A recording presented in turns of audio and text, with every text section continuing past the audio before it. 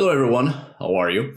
I'm Mario Thurger, and today I'm going to talk about the Greek religious mysteries in classical antiquity, or also known as the Greek mystical religions or religious mysticisms.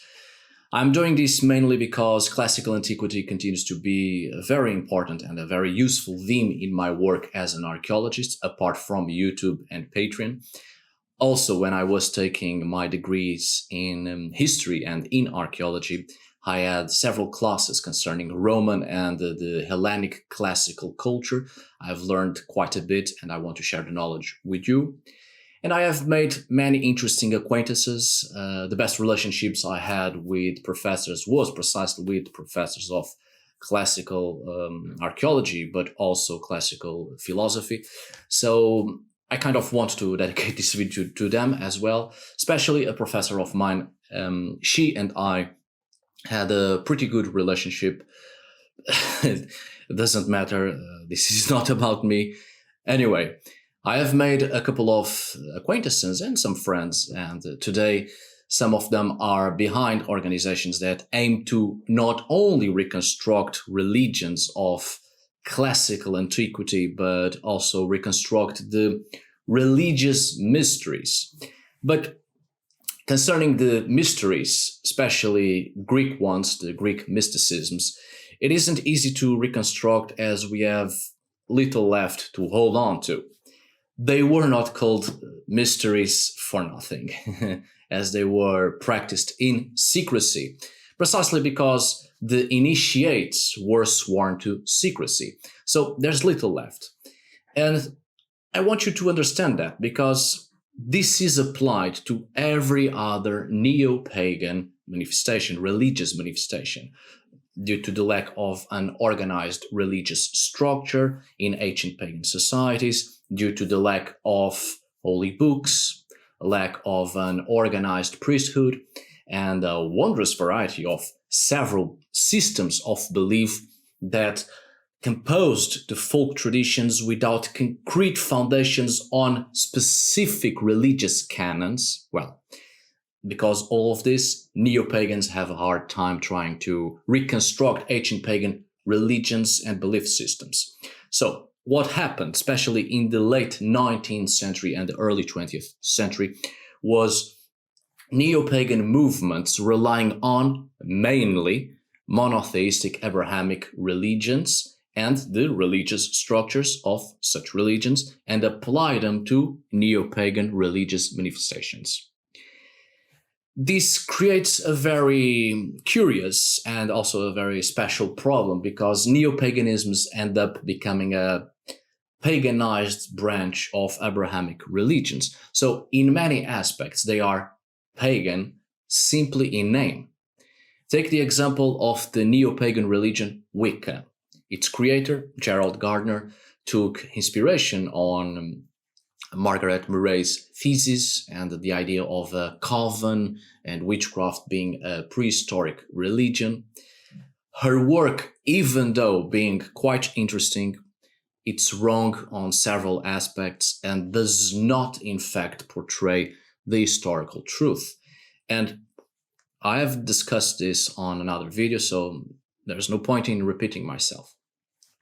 Also, Gerald Gardner borrowed ceremonial magic from Freemasonry. So, even though Wicca has had several ramifications and several developments since its creation, much of its foundations nowadays still rely on false historical notions, but Gardnerian Wicca is also very much a doctrine invented by a Freemason based on patriarchal ritual.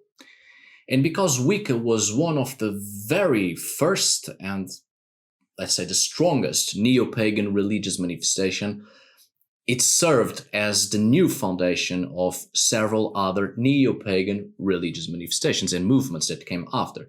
So you see how far and how deep this goes.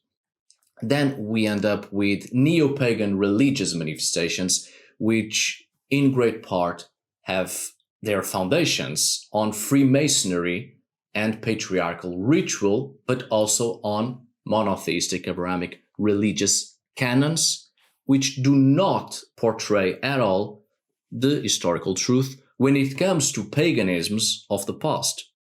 But many people are led into believing that it does. And so it creates many prejudices and very, very wrong notions of the pagan mentality of the past. So, when it comes to the Greek religious mysteries or religious mysticisms, due to the lack of historical and archaeological evidences, but also due to several New Age religious manifestations, esotericism, and occultism, there's a lot of modern information brought into these mysteries. And so this leads to a very wrong notion of what these mysteries or mysticism were all about. So in the process of modern reconstruction of a religion, if we rely only on the made-up content and not on the historical facts, that religious reconstruction is bound to failure. Sooner or later, it becomes so contradictory, absurd, and nonsensical that it will be abandoned, and all the effort was for nothing. So people have the right to know the truth and to know the historical facts and be aware of the actual information that has survived and what are the new age additions to these modern religious reconstructions and constructions. Traditions are meant to evolve, religions are meant to evolve, but it's important to be aware of the facts, of the historical facts, so we may conduct all our efforts into the right direction and achieve what we truly want, which is, I think, having plausible neo-pagan religious manifestations and not capricious, whimsical religious organizations, which are nothing more than the same theatrical displays of faith, so one individual can feed his ego and all the others become the fervent blind followers who think this individual holds the truth of it all. And then no one ends up really experiencing the spiritual. So, here we go. Let's talk about the Greek mysteries or the Greek religious mysticisms, what is truly known and not modern assumptions, conjectures, and fanciful deceptions. So on this video today, I'll talk about the Eleusinian Mysteries, Orphism, and the Dionysian Cult. So let's get started, my dear friends, please. The Greek religion is indeed very difficult to reconstruct due to the lack of sacred books and the lack of an organized priestly class.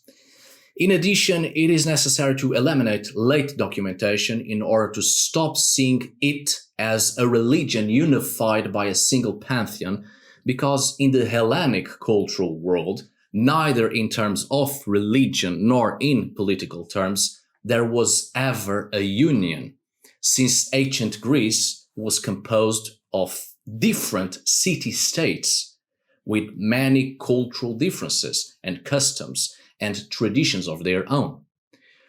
We must therefore completely forget the literary fantasies of German Romanticism, which has painted classical antiquity in a surreal way, only to create a false model that fit into modern politics of the 19th and the 20th centuries. There is also a distorted view of Greek religion coming from the sophists, namely Prodicus, who saw representations of the forces of nature in the gods, or seeing the gods as representations of natural elements. And this sophist view was widely used later on to completely discard any pagan notions of the divine and transform classic religious ideas into just one form of metaphor, general metaphor, comparing the divine with natural elements only, which is not at all true. Even though certain philosophical thoughts in the past, in the Greek classical world, saw the gods as indeed the representations of nature, this was not a thought accepted or shared by everybody. and the supernatural and the divine on many occasions was actually considered to exist in nature, but also beyond the natural state of things, seen as a living presence and with its own consciousness. In general, it still remains the opinion that the Greek religion was a city-state religion made up of external and collective practices, where there was no place for personal mysticism whatsoever, thus becoming a seemingly skepticism or even a question of superstition. Religion in ancient Greece was not just and only a presentation of general and collective faith. It was not just or only a dozen temples in each city-state dedicated to the city's gods, or just priests as civic magistrates.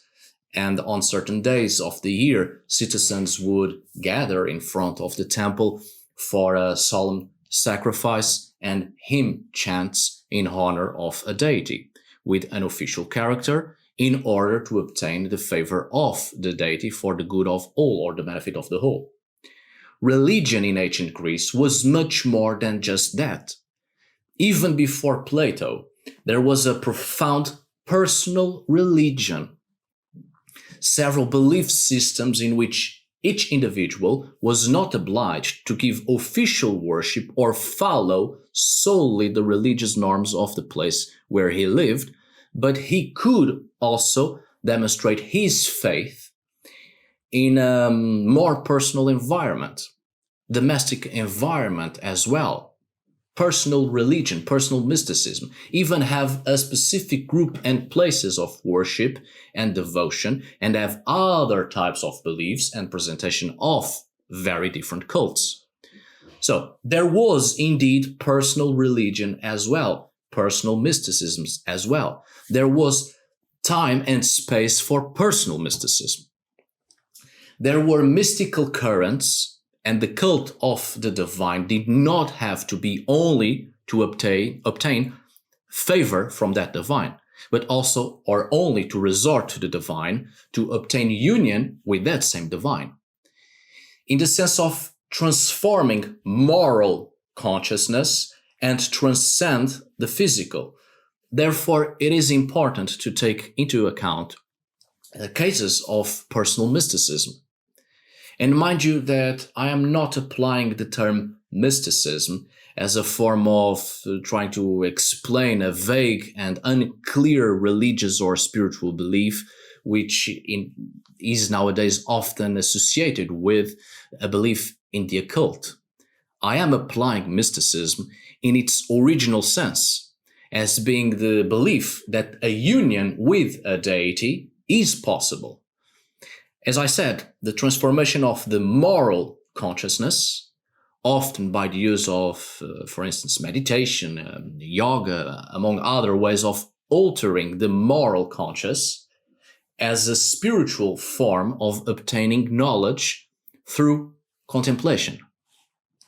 Therefore, mysticism, in general, as a religion that involved an initiation, after which the believer became a mystis, a mystic, who was given allowance to participate in the ceremonies and enjoy the benefits those same ceremonies provided or promised.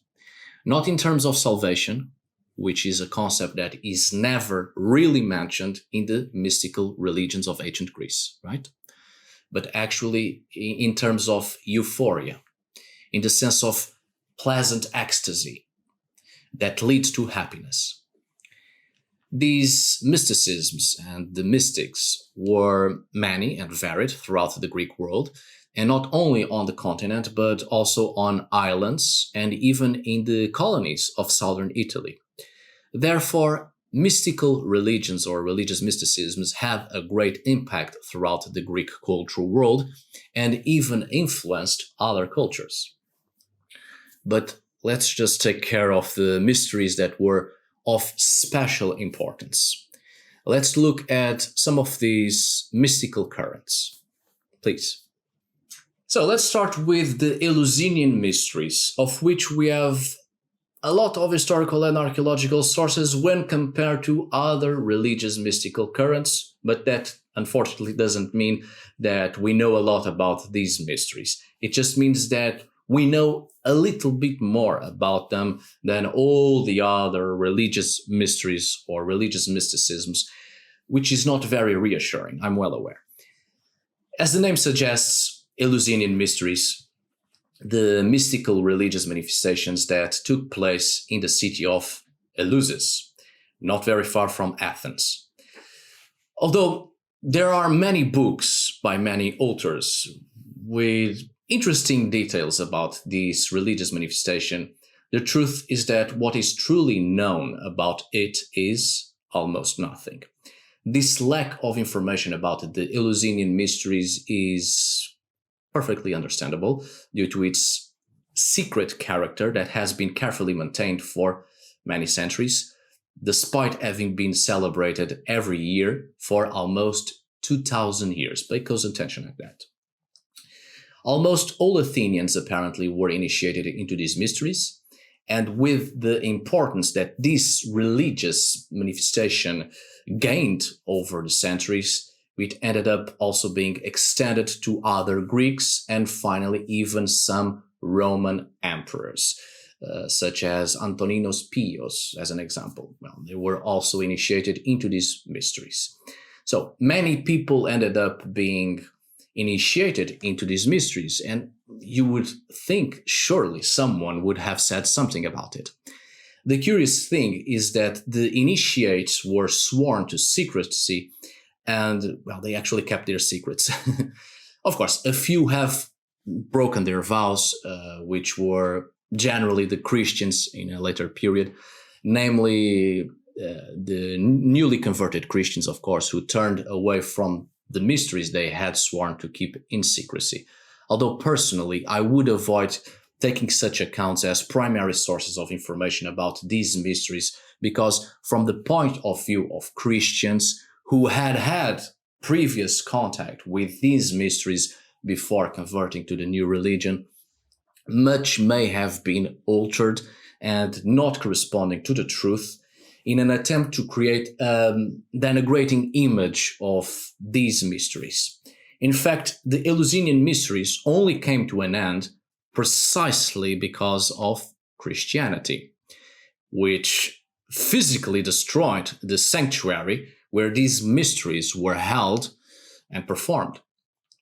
So I would rather take as primary sources of information everything that was possible to find in the archaeological excavations at Eleusis, as well as a few poems, hard to decode but not impossible.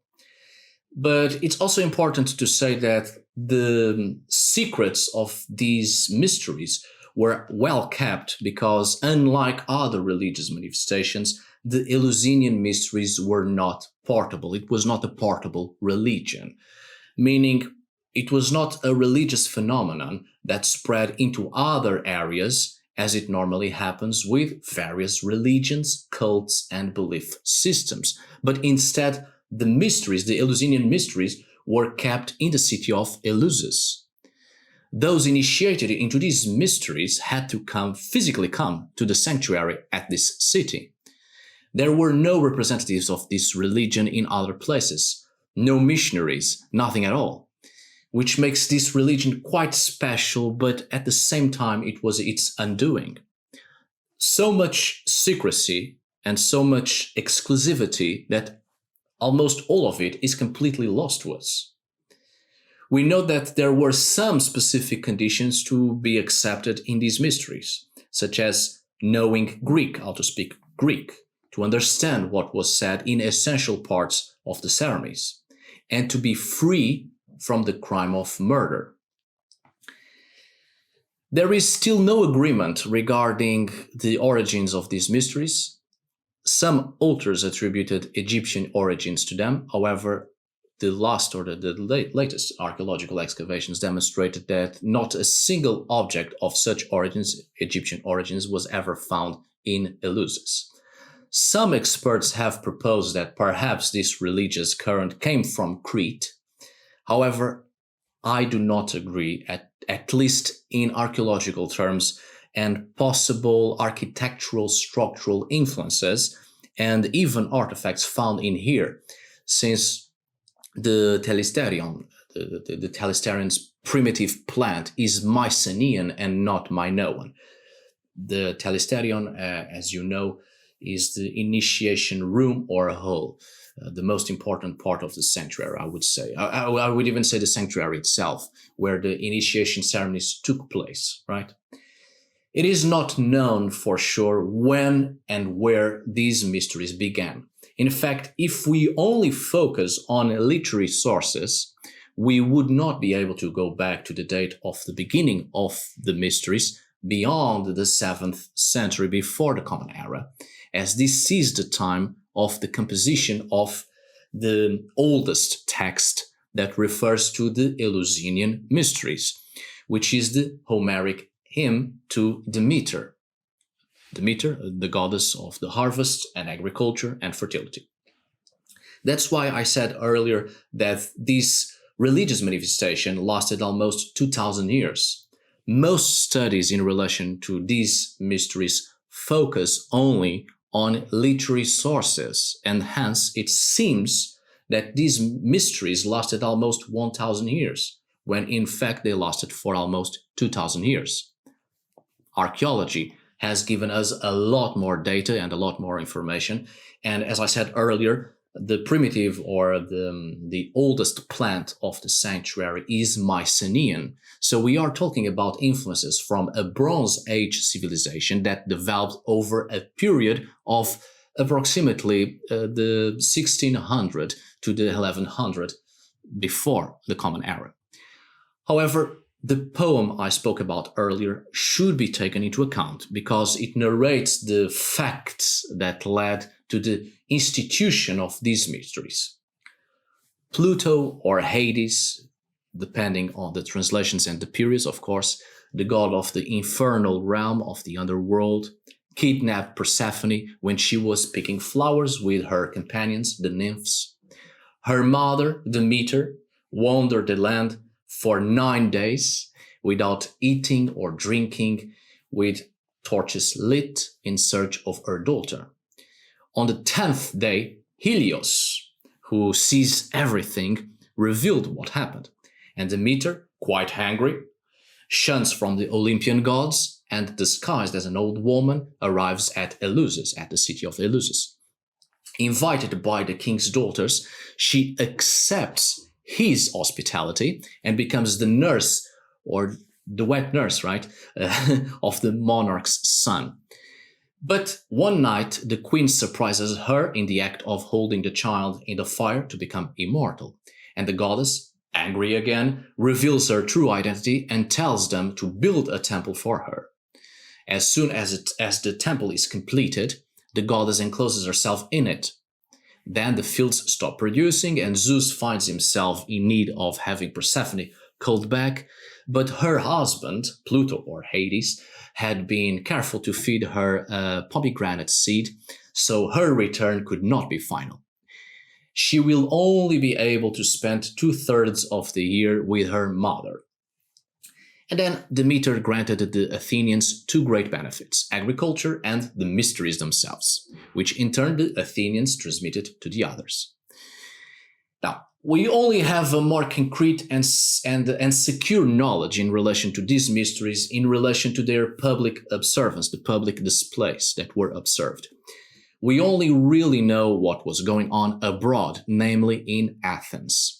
At least once a year, from the end of September to the beginning of October, sacred truces were proclaimed in order to celebrate the mysteries. On the day before that, the sacred objects of Eleusis were transported to Athens. Then, on the first day, the Archon King at Athens summoned the people to the Stoa Poikire, the painted porch at the ancient agora of Athens. And in there, the warning was repeated that only those with clean hands and intelligible speech could proceed. So what was said before, knowing how to speak Greek and being free from having committed the crime of homicide. The second day was the order of the Lavemistiota. That is, roughly translating into English, mystics to the sea. The day when the initiates took a ritual bath in the sea, Lavemistiota. The third day was devoted to the sacrifice of animals, pigs to be more precise. The fourth day was the celebration of Asclepius, the god of medicine, but also the celebration of the very initiation of this hero and deity. On the fifth day, the procession for Eleusis was organized and began. When crossing a bridge from Athens and back to Eleusis, it took place exchanges of jokes and even obscene sayings known as Eupherismi, whose purpose was probably most likely apotropaic. The sixth day was spent in rest, fasts, purifications, and sacrifices. And from then on, with the sanctuary then closed, we can only describe the ceremonies that took place inside from the little that is known, and the knowledge is so vague that it leaves us with little information to really know what was going on inside the sanctuary. We only know that the ceremony continued inside, starting with things done, things shown, and things said. Regarding the things done, it may have been the representation of Persephone's abduction. But of this, not only there are no evidences whatsoever, but the shape of the telesterian room or hall with columns in the middle to block the view seems to oppose this hypothesis.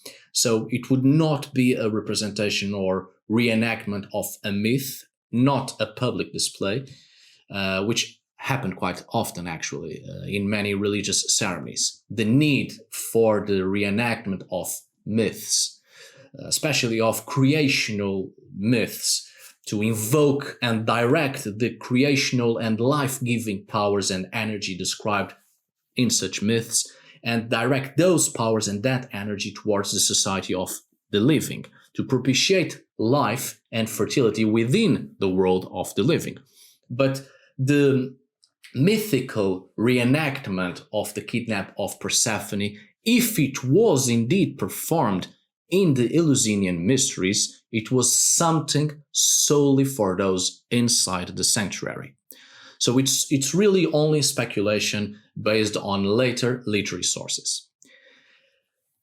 The things shown, or things that were shown, without a doubt, were the sacred objects that were taken to Athens on the eve of the public procession and in the end were brought back to Eleusis. But what were the sacred objects? We do not know. The things said, we know that they were so important that speaking Greek was considered an indispensable condition for admission into these mysteries. Plutarch, in the 1st century after the Common Era, affirmed that the culmination of the ceremonies was the moment of the appearance of the Hierophant, with his splendid priestly robes bathed in light, in contrast with the darkness of the environment, or at least it is described in such a way by Plutarch. Aristotle also stated that the mystics suffered more than they learned, which means probably that their experience was more emotional than intellectual. So the mysteries probably did not consist in passing on knowledge through spoken or written word, but rather some sort of ordeal, something that was meant to be felt. And taking into consideration that on the 5th day, there was the exchange of obscene jokes, much of them with a sexual character, the ordeal inside may have involved sexual intercourse and sexual acts considered to be obscene, so that may be the reason why they were not a public display, but also why they could not be spoken of. This is not that uncommon in many ancient societies. Many amoral actions are considered to be amoral, taking place in particular cults dedicated to or aimed at specific deities whose powers were necessary to have in the world, but to attract such powers, it required certain actions understood to be amoral within the human society. Take the example of the orgies. In many ancient cults, the orgy was the act through which the mythical chaos that existed before creation was enacted, and that energy accumulated and exchange of strong emotions made it possible for creation to be repeated. It is the reenactment of a mythical event of creation in the world of the living. I've actually talked about this before for Northern Europe and the Norse myths and in relation to the Vanir gods. So whatever actions took place inside, away from public eyes, may have been precisely with the objective to focus on feminine powers of fertility, and what may have also happened were men dressed as women, or the Hierophant himself took upon himself a transgender and transsexual role, becoming the representation of a feminine deity, in this case of Demeter. And through this transformation of personal identity, the Hierophant became the goddess, incorporated the goddess, Demeter. And perhaps this idea of being possessed by a deity will make more sense further ahead. I've already talked about this actually on the video I've made about sexual identity in shamanism, but I've also talked about this on a quite recent video concerning the number 9 in Old Norse mythology, where I have expressed several cases of both male gods and also mortal men who took upon themselves this transformation of identity to be initiated into a women's society and feminine magic and feminine identity in order to be in direct contact with the feminine deity. I'll leave a link to both of those videos down below in the description of this video, so I won't have to repeat myself. So please do watch those and take special attention at the notes on those videos, and this whole thing may make a lot more sense. Because we should not forget, at least according to later sources of the 7th century before the Common Era, that the Eleusinian Mysteries were apparently dedicated to the goddess Demeter, a goddess of fertility, agriculture, of the grain and the harvest, but also a connection with her daughter, Persephone, an underworld goddess.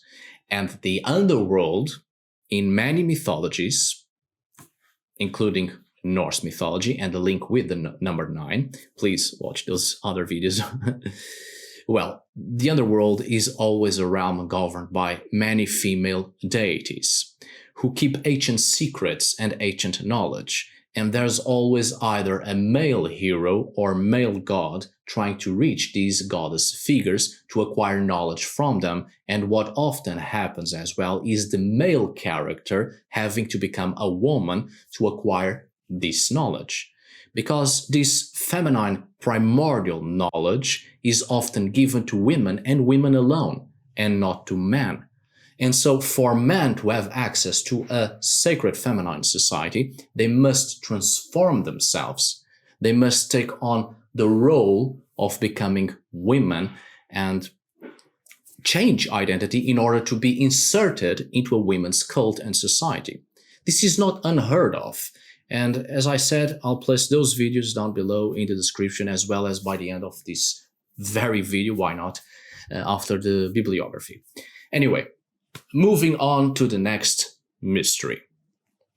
Well now, let's move on to Orphism. If there's little we truly know about the Eleusinian Mysteries, there's even less we truly know about Orphism, sadly. And not surprisingly, the greatest example of the colossal collection of fantasies created from a small, tiny number of data and historical facts is precisely Orphism. Practically nothing about Orphism actually survived. Yet, there are a tremendous amount of sources saying all kinds of stuff about Orphism. Orphism was one of the greatest and one of the most important mysteries of the classical world. Yet, to this day, it is even more mysterious than before.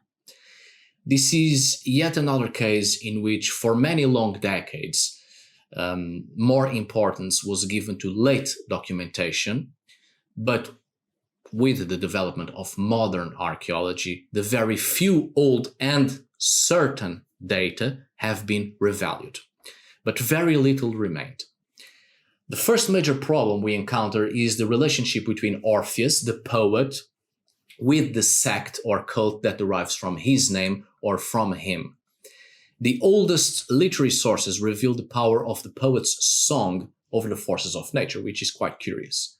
But it is not known to what extent the influence of the poet had on the cult derived from his name, and to what extent this cult would be around Orpheus himself, or if it was something beyond the poet, more connected with a lifestyle, or perhaps derived solely from one of his works, one of his poems. Archaeology gives us a testimony of archaic times in a metopy of the Sicyonian treasury in Delphi. For those of you who might not be familiar with the nomenclature, a metopy is a rectangular architectural element in classical architecture. Search for the name and you will understand what it is. Anyway, in this metopy of the Sicyonian treasury in Delphi, it can be seen archaic reliefs inspired by mythology, and one of them is the Argonauts expedition, where the poet Orpheus is carved and among the members of the Argonaut expedition. This also appears later on in literary sources. Both Pindar and Apollonius of Rhodes ascribe Orpheus as the harpist and companion of Jason and the Argonauts. Orpheus plays the harp and soothes everyone. There's that idea previously said of the power of his chant or song over the forces of nature. In fact, later on in Rome, Roman mosaics, it is often depicted Orpheus playing the harp or the lyre, and animals come to him as if enchanted. Well, the first thing that comes to mind, at least to me, are the striking similarities between Orpheus and Wainamoinen, and the demigod and hero in Finnish folklore, and the main character in the epic Kalevala. But today I'm not going to make such comparisons as to not drift away from the main subject. But in the early 1960s, the Dervani papyrus appeared, which would have been made sometime around the second half of the 4th century before the Common Era. This papyrus contains what appears to be a commentary on pre-Socratic theogony and cosmogony. And then it is here also found the theogony of Orpheus, speaking of oracles, sacrifices, libations, and the initiates and initiations. A phenomenal find, as you might expect. This document also came to join a whole series of so-called, in English, I think they are called golden plates, which are tablets of metal leaves found in tombs, which since the 19th century have appeared and continue to appear actually in a total of about 4 dozen so far, if I'm not mistaken, found along the Mediterranean basin, mostly in Greece, Crete, southern Italy, and Sicily as well. These documents, these tablets, which in archaeology we actually call them Orphica lamilae, or lamili, sort of Orphic blades, right? Well, they contain a series of instructions for the dead person to find its way in the afterlife and give the appropriate answers in order to be able to penetrate or enter Hades and take part in the initiate's feast. After all, these tablets are indeed found in tombs and burials, sort of Orphic instructions, so the deceased may find the way in the afterlife. The problem is that both the papyrus and these golden blades are full of gaps that make their interpretations even more difficult.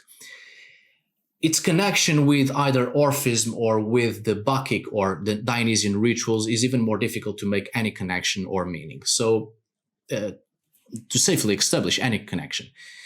Well, On the other hand, it's true that everything seems to indicate that the figure of Orpheus has certain striking similarities or characteristics that place him within the scope of shamanism. That he is a figure representative of an experience in which the psyche separates itself from the body and experiences spiritual events. Out-of-body experience, and in this case, the projection of the psyche into realms beyond one's physical existence. In many cases, it seems that Orpheus is proclaimed, or there's even the hypothesis of having been evoked in the ritual dedicated to his cult as a figure of spiritual authority. And his poetry, Orphic poetry, may have been indeed recited in an initiation ceremony. The problem here is that the figure of Orpheus himself may not have been a person who actually existed, but a mythological figure, a cult figure, maybe even a demigod whose representation dates back to a more, let's say, archaic or prehistoric shamanic spirituality. Orpheus being a term and not a person's name, a term whose original meaning encompasses the very essence of this cult and religious manifestation. But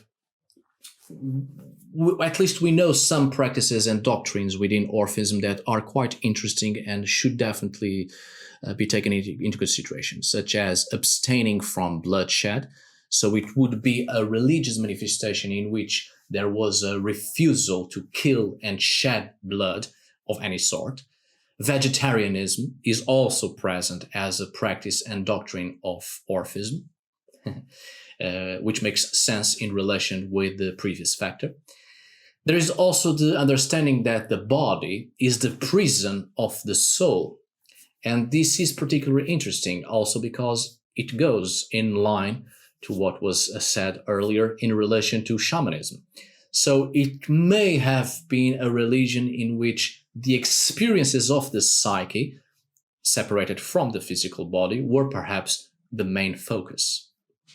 And like all mysticisms, and in the original sense of the word mysticism, the idea is not to get favor from the divine, but to experience direct contact with the divine, and experience more of an emotional character rather than an intellectual character.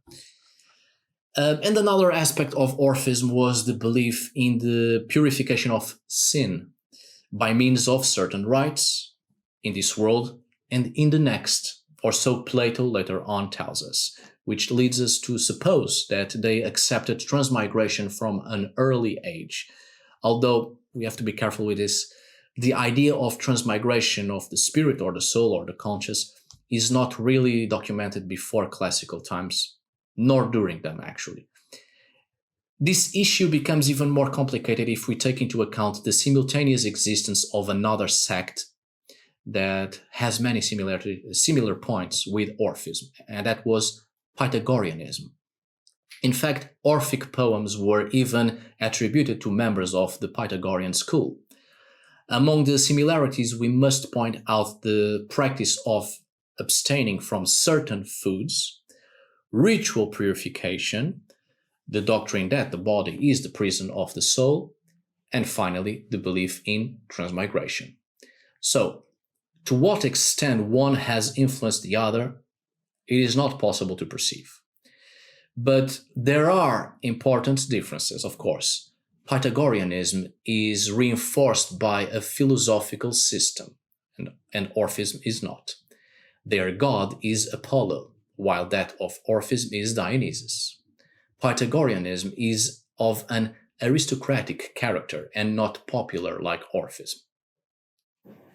To finalize this video, let's talk a little bit about the Dionysian cult and its origins, since the Orphic poems themselves had some connection with the Bacchic or Dionysic rituals, and actually consecrated to this deity, Dionysus.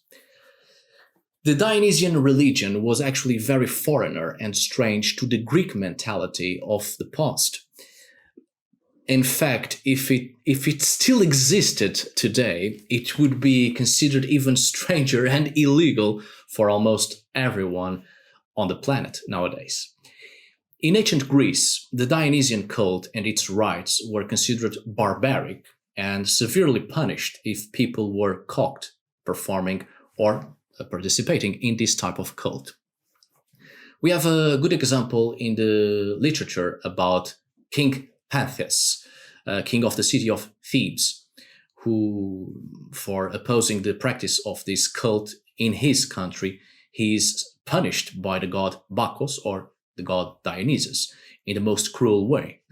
His mother, taken by a Dionysian delirium, takes her son, Pantheus, as an animal and cruelly tears him apart.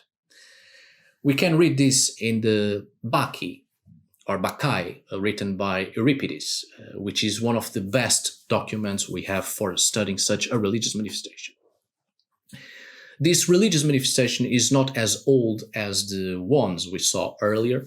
The Greeks themselves had this notion that it was a religious manifestation of recent introduction, although at least since the 13th century before the Common Era, we have already some tablets in Linear B script that contain the name of Dionysus and among other gods.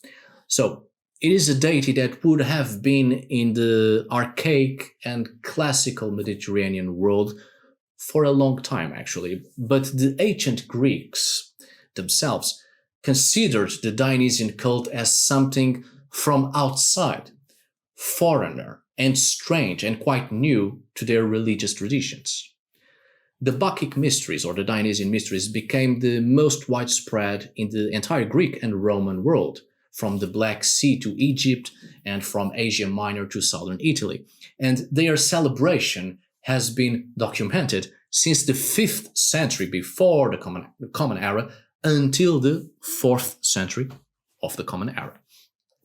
Nowadays, it still exists, that image that Bacchus or Dionysus as a deity of the party and drink alcohol, festive exaggerations with a lot of drink. But this doesn't do justice at all to the Dionysian cult, which is a pity, actually.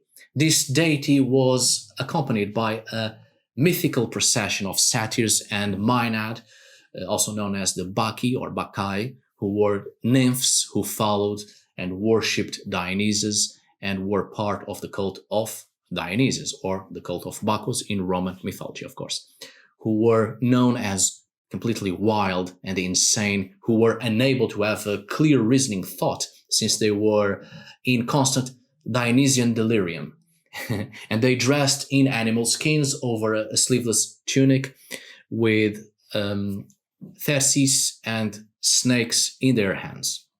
So they formed the Thiassos of Dionysus. Thiassos, for a lack of better term, it was an ecstatic retinue which roamed the mountains and during the Dionysian delirium were possessed by the divinity, by Dionysus. Dionysus, god of vitality, which had vegetables and vine and ivy symbols associated to him.